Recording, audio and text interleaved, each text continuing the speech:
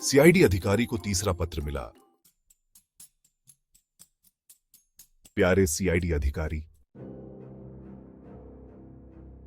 रिया के परिवार और उनके काले जादू के राज खुलने के बाद मुझे लगा कि मेरी जान को खतरा है। उनका अगला कदम मुझे खत्म करना था, लेकिन वो खुद ऐसा नहीं करेंगे। उन्होंने रिया के एक्स बॉयफ्रेंड स्टीव से संपर्क किया, जो रिया से बदला लेना चाहता था। स्टीव का मकसद सरल लेकिन खतरनाक था। वो रिया को मारकर अपना बदला पूरा करना चाहता था और मुझे खत्म करना उसके लिए एक बोनस था। एक दिन मुझे एक अननोन नंबर से मैसेज आया जिसमें लिखा था, अगला नंबर तुम्हारा है दोस्त। मैंने वो प्रोफाइल पिक्चर रिया को दिखाई और उसने तुरंत स्टीव को पहचान लिया। रिया ने मुझे स्टीव के जुनून और उसके खतरनाक स्वभाव के बारे में सब कुछ बताया। मुझे पता था कि स्टीव मुझ पर सीधे हमला नहीं करेगा, वो चुपके से और चालाकी से आएगा। मैं समझ गया कि अगर हमें बचना है तो हमें एक सही प्लान बनानी होगी। स्टीव खतरनाक था और उसके पास एडवांटेज था, लेकिन मेरे पास रिया थी और साथ मिलकर हम उसे हरा सकते थे।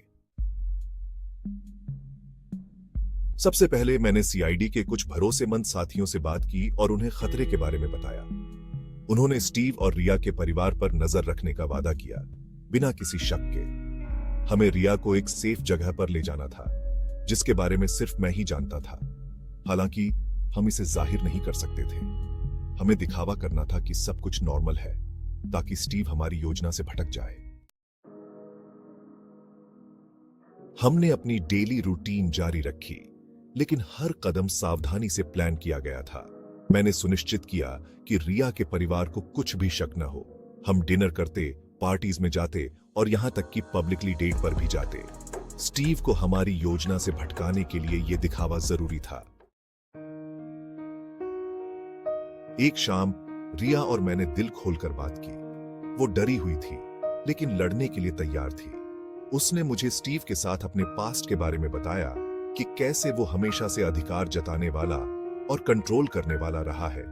यह साफ हो गया कि स्टीव का जुनून सिर्फ बदला लेने के बारे में नहीं था, यह पावर और कंट्रोल के बारे में भी था। स्टीव का प्लान सिंपल था, लेकिन खतरनाक। वो हमें गोली मारना चाहता था, लेकिन उसका असली निशाना रिया थी।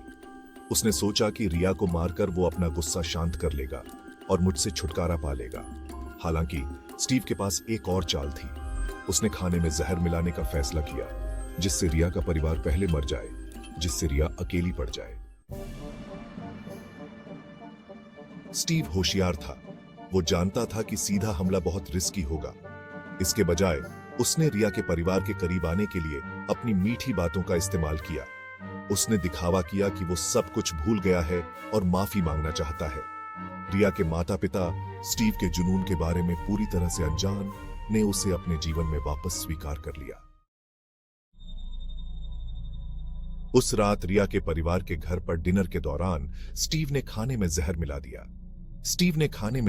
दिया, जिससे यह सुनिश्चित हो गया कि जो कोई भी इसे खाएगा वो कुछ घंटों के भीतर मर जाएगा। उसकी योजना कंफ्यूजन और डर फैलाना थी, जिससे रिया को निशाना बनाना आसान हो जाए। मुझे उसी अननोन नंबर से एक और मैसेज आया, काम हो गया दोस्त। मुझे पता था कि रिया खतरे में है और मैं तुरंत उसके घर गया। जब मैं पहुंचा तो मैंने देखा कि स्टीव ने रिया को एक कमरे में बंद कर दिया था। मैंने तुरंत पुलिस को फोन किया और उन्हें सिचुएशन के बारे में बताया। जब पुलिस कमरे में घुसी तो स्टीव और रिया दोनों मृत पाए गए।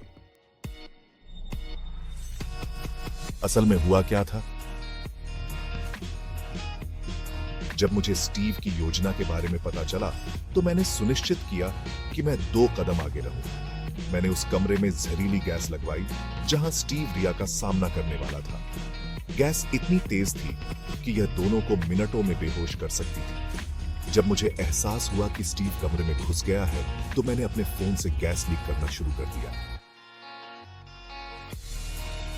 जब पुलिस आई और दोनों को मृत पाया तो उन्हें लगा कि यह एक लड़ाई थी जो गलत हो गई, लेकिन असल में दोनों खतरों को बिना उनके वहां मौजूद हुए खत्म करना मेरी योजना थी। जैसा कि आप जानते हैं, मैं एक सीक्रेट एजेंट हूं और मैं आपको बता रहा हूँ कि मैं इल्यूमिनाटी का सदस्य हूँ। क्या आपको वाकई लगता है कि मैं बदल गया और रिया से प्यार करने लगा? यह सब एक जाल था। हम जानवर हैं, हम केवल लोगों का उपयोग करते हैं। यह मेरे लिए एक बड़ी उपलब्धि है और इसलिए मैं ये लेटर लिख रहा हूँ। अब मैं आपको बताता हूँ कि असल में क्या हुआ था। तो इस तरह मैंने उन दोनों को मार डाला। मेरी खुशी का कोई ठिकाना नहीं है। अगर फ्यूचर में कुछ हुआ तो मैं आपको जरूर बताऊंगा। तब तक के लिए अलविदा। सीआईडी अधिकारी अर्जुन कुमार ने पत्र पढ़ा और अपनी आंखों पर विश्वास नहीं कर पाए।